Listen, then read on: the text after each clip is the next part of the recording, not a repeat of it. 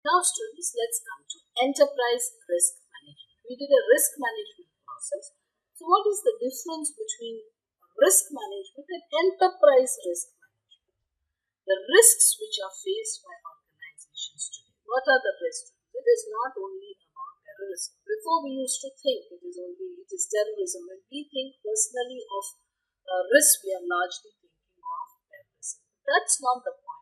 Today there is globalization and the geopolitical environment. They have made organizations and businesses far more complex. In addition to it, there has been great advancement in technology. There is abundant use of internet. This has completely changed the business strategies, the business models. Yes or no? With change comes greater risks. Today, because largely thanks to internet, markets have completely changed. The markets are no longer restricted to the local area or to the country. They are a global market. Competition is now global. Yes or no? All this has resulted in different changing strategies. There are mergers, there are acquisitions, there are more and more regulations. Accounting standards, auditing standards, reporting requirements have changed, right? These are all this, obviously, the entire environment is changing and organizations are now exposed to more greater risks, other kinds of risks, right? The technology and internet has improved businesses, have made the world a smaller place, but at the same time have brought in new risks, right? Now, previously when we talked of risk management, there were independent departments, independent, shall I say, silos, units. They worked in silos. The treasury was responsible for the foreign currency commodity risk. If the IT department would be responsible for data security systems, the accounting audit department for internal controls and financial reporting, administration for hazardous. So these are all, they were like independent. Each department seemed to manage its own risks, right? This sometimes led to duplication of work, and on the other hand, sometimes it led to certain risks not being taken care of by any of these departments. Are you following, students? So far what they had done, or previously, let us see what we've discussed also. Risk management was normally conducted in independent units, independent silos, right? Enterprise risk management to that extent is different. Organizational leaders now understand that the kinds of risks that they are exposed to are slightly different. They realize that you cannot have risk management in independent units. All departments are interrelated, and organizational leaders need to understand this relation and how risks cut across these independent units. Yes or no? So enterprise risk management, when we talk about, they are taking an integrated and holistic perspective on the risk facing an organization. Are you following? Followed? When there is an action in one area, it may have a reaction in another area. It may cover the risks in another area, or it may lead to new risks in another area. These effects, everything needs to be considered. So management will now decide the risks that they can take, right? The risks that they need to manage and reduce, the risks that they have to ultimately avoid, everything as we discussed in the risk management process. But what is the objective? Not independently. Ultimate objective is to create organizational value for the shareholders, for the organization entirely as a whole. It's a top-down approach. You look at the enterprise totally, and that is enterprise risk management. Managing the risks of the entire organization, not working in independent silos. Followed? So previously, every department was responsible for its risk assessment and management. So there was repetition on work, and on the other hand, like I mentioned before, there were gaps in other areas. Sometimes risks were simply overlooked, right? Enterprise risk management attempts to get the whole organization to be coordinated in its risk identification, assessment, and management. It's an integrated effort for the entire enterprise. That is enterprise risk management students. Understood? It's the same thing, but not independently, but as an organizational whole.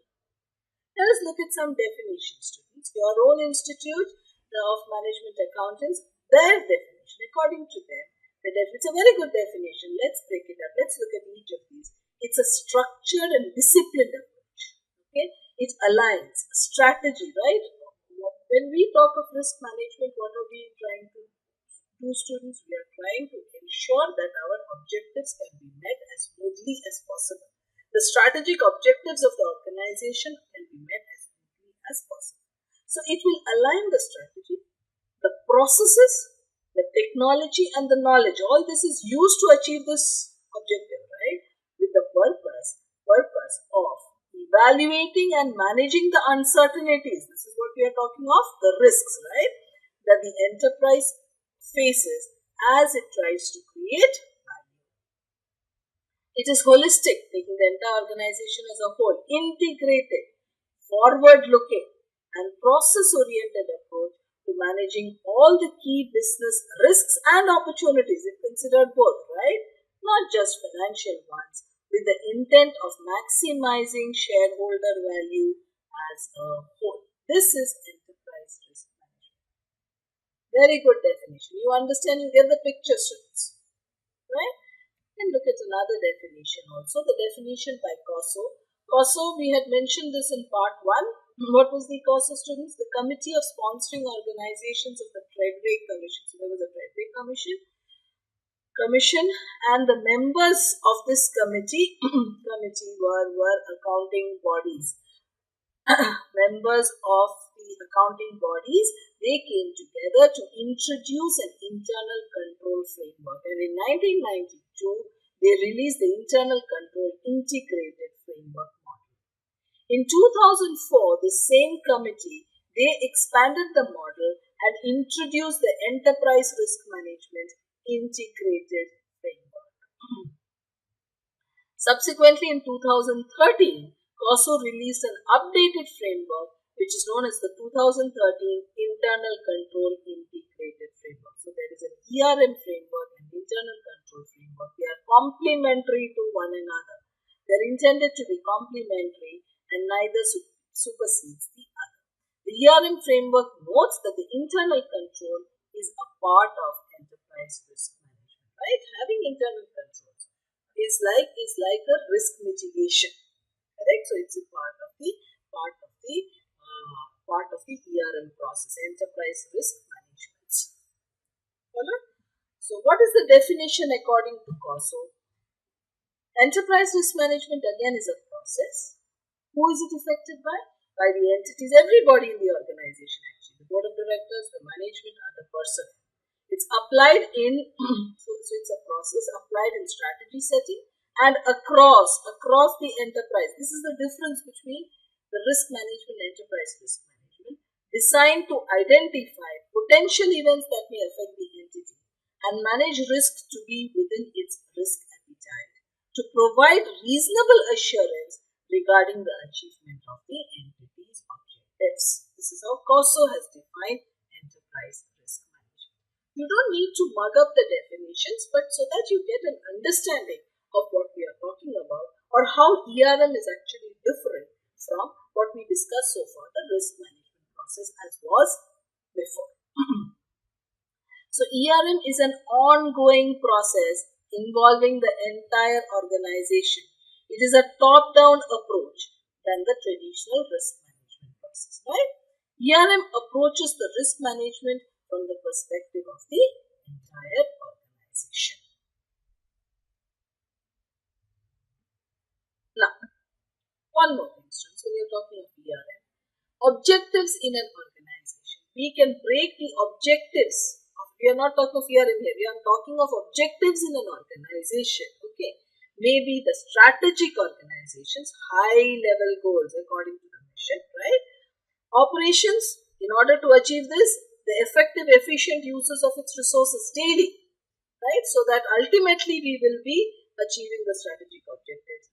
Reporting, organization objectives, strategic objectives, operational objectives, reporting, the reliability of the reporting, and compliance with all the laws and regulations. These we can say that the organizational objectives can be classified in this way. It helps ERM also to have the objectives classified in this manner. These objectives, COSO's ERM, the framework that they have introduced, is geared to achieving of these objectives. Now, say for it, when we talk of the reliability of reporting and compliance, both these are within the entity's control. Yes or no, you follow the rules, you comply with the regulations. Yes or no, you ensure that there is proper reporting. ERM will provide reasonable, it's easier for ERM to provide reasonable assurance of achieving these objectives because it is within the organizational control. But when you talk of achieving the strategic objectives and the operational objectives, sometimes these are subject to certain external events. So if you have an enterprise risk management, the enterprise ERM is supposed to provide the reasonable assurance to the management. We cannot stop some of these risks. They will happen. Some events will happen. And the board, so we have to provide an assurance to the management and also to the board. Board is the reviewing authority. Is the one who plays the oversight role, right? They are made aware. They know what are the risks. Made aware and in a timely manner. Mind you, there's no point telling us after it's done, right? Of the extent to which the entity is moving towards the achievement of objectives. Followed? So ERM is related to the organizational objectives, the strategic, the operational objectives which are dependent on external events, as well as the regulatory and the compliance, the reporting and the compliance objectives, which of course are more within the control of the organization. The three activities which play a role in enterprise risk management are corporate governance, right? That the business should be well managed. It is moving in the direction of achieving the organizational objectives. Corporate governance means ensuring that business is moving in the correct way towards achieving of the objectives. Risk analytics, this also. So the three activities which play a role, we are talking about corporate governance. Risk analytics is what? The measurement analysis and reporting tools to quantify the risk exposures and keep track of other external drivers. So what are the things? What are the risks? It has to be a little forward looking. Also based on the past, right? Right. What is the risk exposure, which depends again, like we did, both on the likelihood of occurrence as well as on the impact, right? And also what could be the external drivers, new risks which come. And portfolio management aggregates the risk exposures, right? Incorporates diversification things. So what are the risk exposures? We study them. Have diversification. Monitor the risk concentration against established risk limits. All this, of course, limits depends upon the risk appetite of the organization. The limits may be different for different organizations. Portfolio management in the ERM context would be management of all organizations. When we talk about portfolio, we are not just talking of a portfolio of certain securities now. In ERM, we would mean management of all organizational assets, current and the activities which play a role in ERM are corporate governance, the risk analytics, and portfolio management. Well, students,